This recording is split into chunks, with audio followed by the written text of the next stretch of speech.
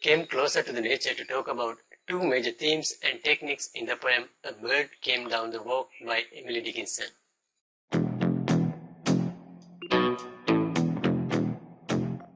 The poet has extracted an ordinary incident seen in nature and has made a movie-like presentation to the reader. Here, she does not even miss a small detail about the actions of the bird. This is an indication of the patience and the curiosity of the speaker as a bird watcher. Further, she tries to experiment on the nature, extending her curiosity. It may be the climax of the poem that led the bird to leave the scene. When the reader is going through the poem, he or she may feel whether the speaker is trying to see and contrast a human through a bird, or to find a lost human relationship through the bird. She anthropomorphizes the bird, giving it a human quality, and explores its action as it's human. Or she's just a curious explorer of nature and interprets how it works, showing its beauty and the wild nature. However, the curiosity of the speaker is visible in her presentation of the details of the bird and its behavior. She presents all the actions of the bird, not missing even a small detail, and adds her feeling to the words in the poem, like bird eating an angleworm in halves and eating it in raw, and drinking dew from a convenient grass, not just a grass, hopping sideways to let a beetle pass.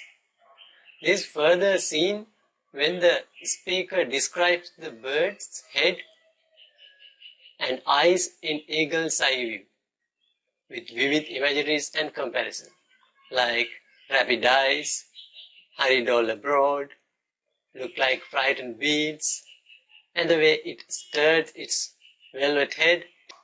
With all minute details she presents to the reader can feel the curiosity of the speaker on the nature. Okay, we'll move to the next theme, the beauty of nature.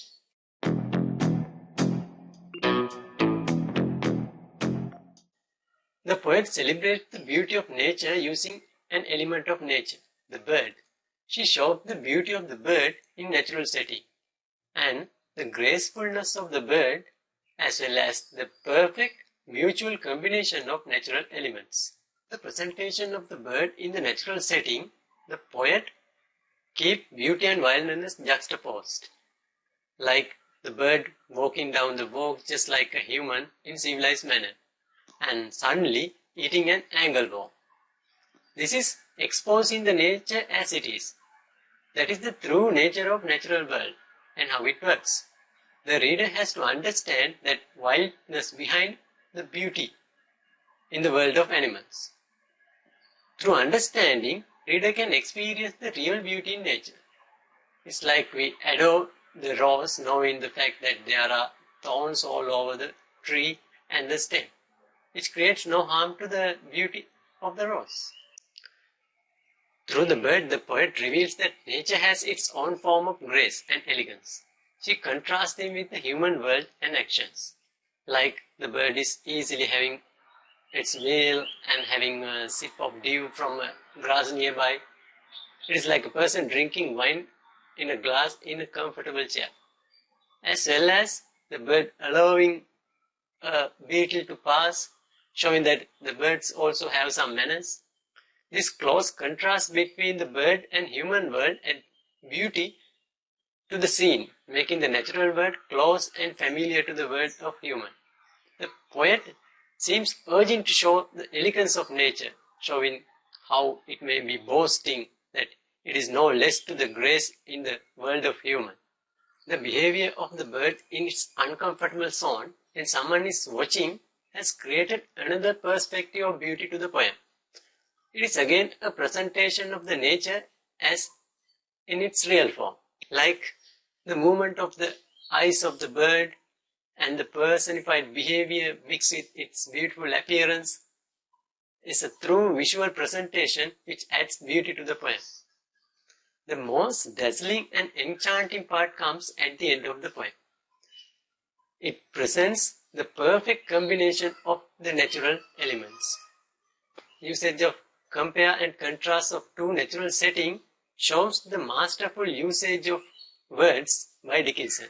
She has used an inanimate and animate elements to show the perfect combination of natural elements, which is an epic portrayal of beauty and enchantment in the natural world.